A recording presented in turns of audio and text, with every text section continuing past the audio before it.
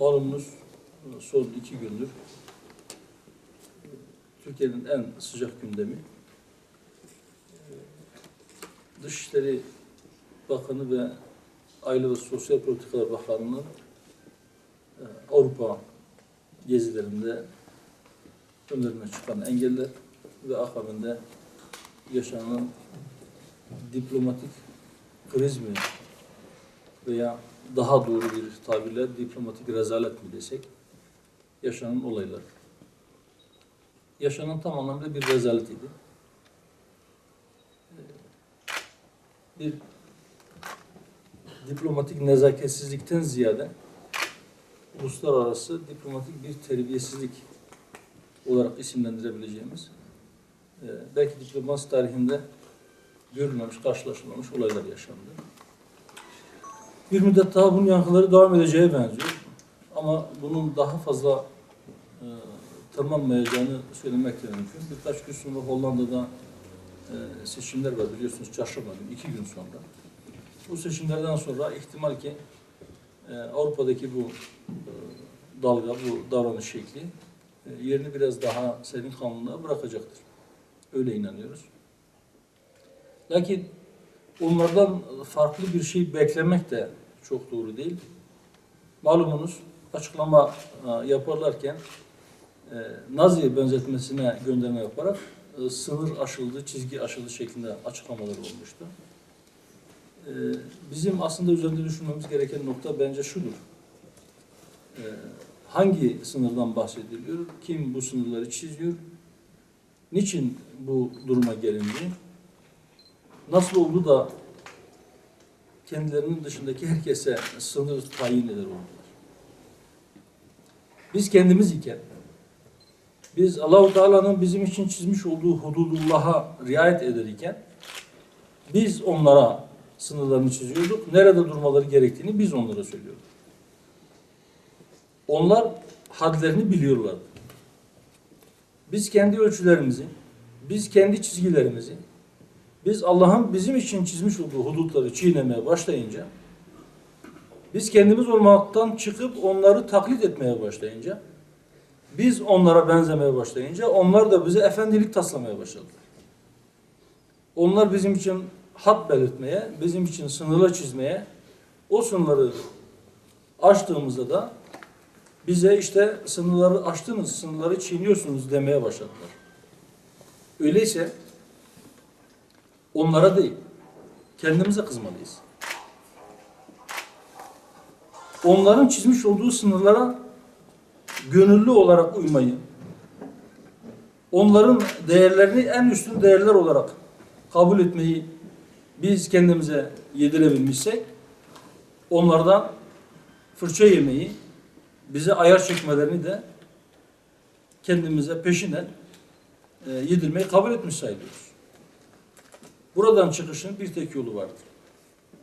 Biz aslımıza rücu edersek, biz özümüze, fıtratımıza dönersek, biz onları da kula kulluktan kurtarmak amacını taşıyan Allah'ın Rabbani kulları olursak, yani bizim için çizmiş olduğu hudutlara riayet etmeyi yeniden başarabilirsek, herkes şundan emin olsun ki sınırları yeniden biz belirleyeceğiz. Kimin nereye kadar hududun olduğunu biz onlara öğreteceğiz. Sınırları aştıklarında da onları ikaz eden biz olacağız. Birbirine sırtını dayayıp birlik olması gereken, birbirine destek olması gereken, onlara karşı yek vücut olması gerekenler birbirleriyle uğraştıklarından, darmadağın olduklarından güçleri dağıldı. Hiç kimse onları hesaba katmaz oldu. Ve şu anda da halen daha onlardan herhangi birine sırtını dayayarak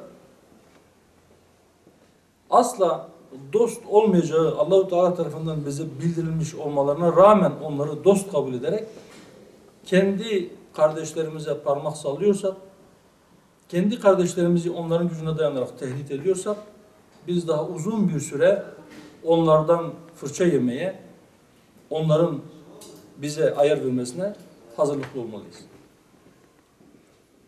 Bu durumdan çıkışın yolu dediğim gibi kendi özümüze dönmek, dost ve düşmanımızı yeniden tanımak, asla bizlere dost olmayacak olanlarla evet beşeri münasebetlerimiz olacaktır. İnsani ilişkilerimiz, ticari ilişkilerimiz olacaktır. Lakin onların asla bize dost olmayacağını ilahi ikazla bilerek gerçek dostlarımızı, gerçek kardeşlerimizi tanıyacağız ve onlara döneceğiz. Onlarla birlikte hareket edeceğiz. Anayasa değişikliği hazırlıkları yapılırken de mecliste hem komisyonda hem genel kurulda görüşülürken de maddelerin içeriğinden ziyade sistemin kendisinden ziyade şahıs merkezli bir tartışma oluyordu. Şu anda da yine bir sağırlar diyaloğu, bir kör dövüşü içeriğinden bağımsız olarak bir tartışmadır, gidiyor. Bir taraf bu değişiklik geçmezse memleket batacak diyor. Öbür taraf bu memleket geçerse memlekette diktatörlük gelecek diyor. Fakat doğrusu hem evet diyenler hem de hayır diyenler çok sağlam gerekçelerle bunu henüz daha kamuoyuna anlatabilmiş değiller. Gerginleştirici tartışmaların sağlıklı olmadığını biz başından beri söyledik. Toplumu daha fazla kutuplaştırmadan, daha fazla gerginliklere sebebiyet vermeden, evet diyenler de hayır diyenler de sakin bir üslup ile niçin evet dediklerini veya niçin hayır dediklerini işi abartmadan, mübalağa etmeden ve milleti birbirine düşürmeden bir kampanya yürütmelidirler. Biz halkın içerisindeyiz. Gezdiğimiz yerlerde referandumla ilgili sorularla da karşılaşıyoruz. Çok ilginçtir. Belki kayıt altına alınması gereken önemli cümlelerden bir tanesidir.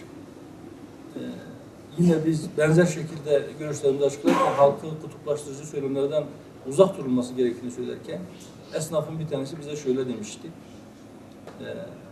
Başkanım, siz tepedekiler, yukarıdakiler siz sakin olursanız halkın arasında tavanda hiçbir kavga yok. Biz gayet sakiniz demişti. Gerçekten bu bir gerçeğe işaret ediyordu.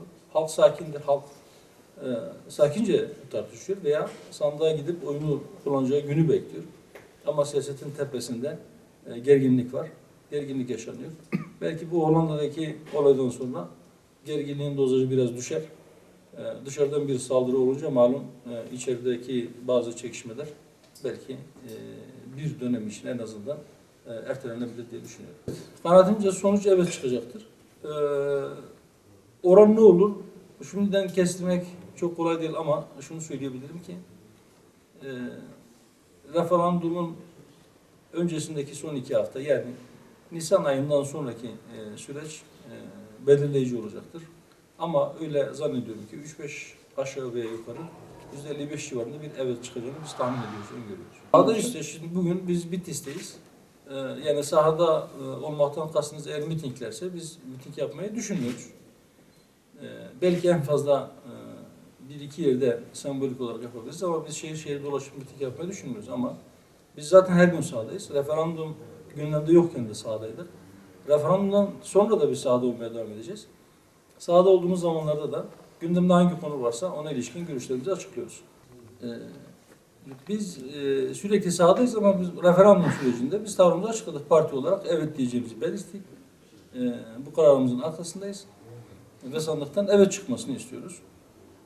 Bunun için de bizim sözümüze hareket edenlere veya bizden bir işaret bekleyenlere açıkça söylüyoruz.